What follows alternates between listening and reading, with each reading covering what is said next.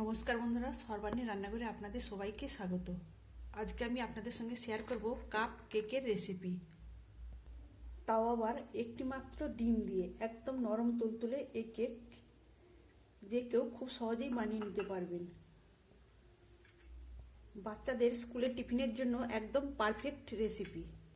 এই কেক যদি আপনারা বাড়িতে বানিয়ে বাচ্চাদের স্কুলের টিফিনে দেন তাহলে কিন্তু ওরা খুব মজা করে খাবে, আর বাজার থেকে কিনে আনার কোনো প্রয়োজনও পড়বে না।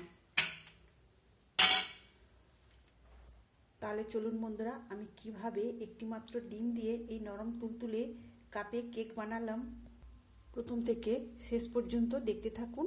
আর যদি ভালো লেগে থাকে অবশ্যই একটা লাইক দেবেন।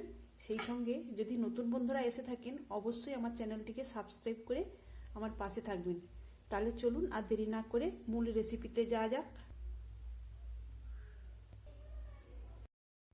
কাপ কেক তৈরি করার জন্য একটা ডিম নিয়েছি, আর এই ডিমটা রুম টেম্পারেচারে থাকা, অর্থাৎ যদি ডিম ফ্রিজের মধ্যে থাকে তাহলে কিন্তু মিনিমাম 20 থেকে 25 মিনিট আগে ডিমটা বার করে নেবেন। ডিমটার সঙ্গে এখন আমি দিয়ে দিলাম এই কাপের মাপে হাফ কাপ চিনি। চিনিটা আমি গুঁড়ো করে নিয়েছি। এখন আমি এর মধ্যে দিয়ে দেবো 2 টেবিল চামচ রিফাইন্ড তেল। এখন একটা হ্যান্ড উইচের সাহায্যে আমি সব কিছু ভালো করে মিশিয়ে নেব। তো বন্ধুরা, একটু সময় নিয়েই এটাকে মেশাতে হবে। যখন দেখা যাবে এই ডিমের মিশ্রণটা মানে সাদা হয়ে গেছে আর হলুদ ভাব থাকবে না, সেই পর্যন্ত এইভাবে মিশিয়ে নেব। আর তখন এই চিনিটাও খুব সুন্দরভাবে ডিমের সঙ্গে মিশে যাবে। আপনারা চাইলে এটা কিন্তু মিক্সি জারের মধ্যে দিয়েও মিশিয়ে নিতে পারেন, তাহলে কিন্তু সময়টা কম লাগবে। আর এইভাবে হ্যান্ড উইচের সাহায্যে করলে সময়টা বেশি লাগবে। আর এই ডিমটা যত ভালো করে ফেটানো হবে ডিমটাও তত সাদা হবে, আর তখন কেকটাও খুব সুন্দরভাবে তৈরি হবে। এখানে দেখুন বন্ধুরা, ডিমের কালারটা অনেকটাই চেঞ্জ হয়ে গেছে। আমি প্রায় 5-6 মিনিটের মতো ফেটিয়ে নিয়েছি। এখন আমি এই মিশ্রণে দেওয়ার জন্য নিয়েছি 1 কাপ দুধ। আমি এই 1 কাপ দুধের অর্ধেকটা এই মিশ্রণে দিয়ে দেব। আর দিলাম সামান্য লবণ। তবে দুধটাও গরম নেওয়া যাবে না, রুম টেম্পারেচার থাকা দুধটাই নিতে হবে। দুধটাও আমি এই ডিমের সঙ্গে ভালো করে মিশিয়ে নিলাম।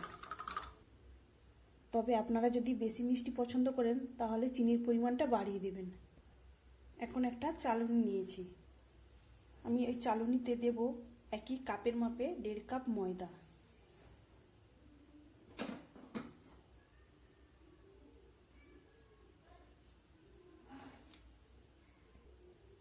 আর দেব 4 চামচের 4 ভাগের 3 ভাগ নিয়েছি বেকিং পাউডার।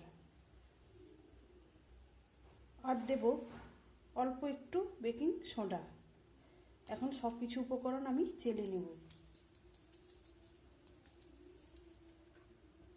যে কোনো কেক তৈরি করার সময় আপনারা অবশ্যই এইভাবে শুকনো উপকরণগুলো চেলে নেওয়ার চেষ্টা করবেন, তাহলে কেকটা খুব সুন্দর তৈরি হবে।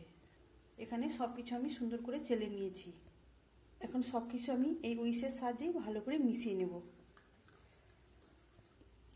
বন্ধুরা, আপনারা কেক তৈরি করার সময় যে কোনো কাপ বা বাটি মেপে সমস্ত উপকরণ নেবেন, তাহলে দেখবেন কেকটা একদম পারফেক্ট তৈরি হবে। তো এখন এই মিশ্রণটা খুব ভালো করে ফেটাতে হবে, তাহলে অনেকটাই এই ব্যাটারটা ফ্লাফি হয়ে উঠবে আর কেকটাও খুব নরম তুলতুলে হবে, একদম স্পঞ্জি হবে।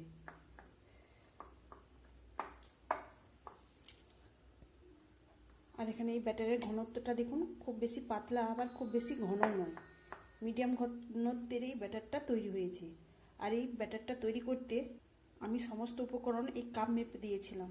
আমি প্রথমে দিয়েছিলাম হাফ কাপ চিনি, তার জন্য নিয়েছি ওই একই কাপের মাপে হাফ কাপ দুধ। আর একটা ডিম নিয়েছিলাম, তার জন্য নিয়েছি আমি 1.5 কাপ ময়দা। আমার ব্যাটারটা একদম রেডি হয়ে গেছে। এখন আমি এর মধ্যে দিয়ে দেবো সামান্য ভ্যানিলা এসেন্স। আপনাদের হাতের কাছে এই ভ্যানিলা এসেন্স না থাকলে আপনারা কিন্তু এলাচের গুঁড়োকে দিতে পারেন। আমি এখানে 1 চামচ ভ্যানিলা এসেন্স দিয়েছি। এবার ভ্যানিলা এসেন্সটা দেওয়ার পরও আমি আরেকবার ভালো করে মিশিয়ে নেব। এখানে একদম ব্যাটারটা রেডি। আমি কেকটা বেক করার জন্য এরকম কাপ নিয়েছি। আজকে আমি এই কাপেই কেকগুলো বেক করব। সেই জন্য প্রথমে আমি এই কাপের ভেতরটাতে তেল ব্রাশ করে দিলাম, তাহলে কেকটা রেডি হয়ে যাওয়ার পর খুব সুন্দরভাবে কেকটা সহজেই বেরিয়ে আসবে।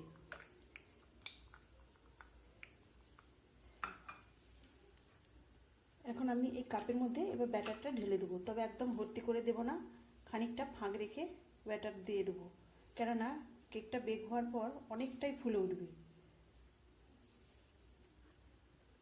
কেকটা বেক হওয়ার পর আপনারা ভাবতেই পারবেন না যে চায়ের কাপেও এত সুন্দর কেক তৈরি হয়। আমি সমস্ত ব্যাটারটা এখানে 3টে কাপের মধ্যে দিয়ে দিয়েছি। এবার ক্যাপটাকে ধরে আমি একটু ট্যাপ করে নেব, তাহলে কিন্তু ভেতরে এতটুকু ফাঁকা অংশ থাকবে না। কেকগুলো বেক করার জন্য আগে থেকে একটা কড়াইতে আমি লবণ দিয়ে প্রিহিট করে নিয়েছি 5 মিনিট। আর এই কড়ার তলাতে আমি লবণ দিয়েছি যাতে কড়াটা নষ্ট না হয়। এখন আমি কাপগুলো এই লবণের উপরে বসিয়ে দেব। আমি গ্যাসের ফ্লেমটাকে হাই রেখে 5 মিনিট প্রিহিট করে নিয়েছি। এখন ঢেকে দেব। ঢেকে দিয়ে আমি 20 মিনিট পরে ফিরে আসলাম, আর এই 20 মিনিট আমি গ্যাসের ফ্লেমটাকে লোতে করে দিয়ে বেক করে নিয়েছি। আর এখন দেখুন বন্ধুরা, এই কেকটা কত সুন্দরভাবে বেক হয়েছে, কাঠির গায়ে এতটুকু কাঁচা অংশ লেগে নেই। আর আমি এই কাপের মধ্যে হাফ কাপ ব্যাটার দিয়েছিলাম, আর দেখুন ফুলে কতটা বড় বড় হয়েছে, একদম কাপটা ভর্তি হয়ে গেছে। কেকগুলো ঠান্ডা করে নেওয়ার পর এখন আমি এগুলো ছাড়িয়ে দেখাচ্ছি কতটা সুন্দরভাবে কেকগুলো তৈরি হয়েছে। তাহলে বন্ধুরা দেখতেই পেলেন বাড়িতে কাপে একটি মাত্র ডিম দিয়ে কত সুন্দর কেক বানানো যায়। আপনারা অবশ্যই বাড়িতে বাচ্চাদের টিফিনের জন্য এইভাবে কেক বানিয়ে দেবেন, তাহলে আর বাজার থেকে কিনে আনারও প্রয়োজন পড়বে না। তাহলে বন্ধুরা আজকে এই কাপ কেকের রেসিপি আপনাদের কেমন লাগলো অবশ্যই কমেন্ট করে জানাবেন। তাহলে আজকের মতো আসি, সবাই ভালো থাকবেন, সুস্থ থাকবেন, ধন্যবাদ।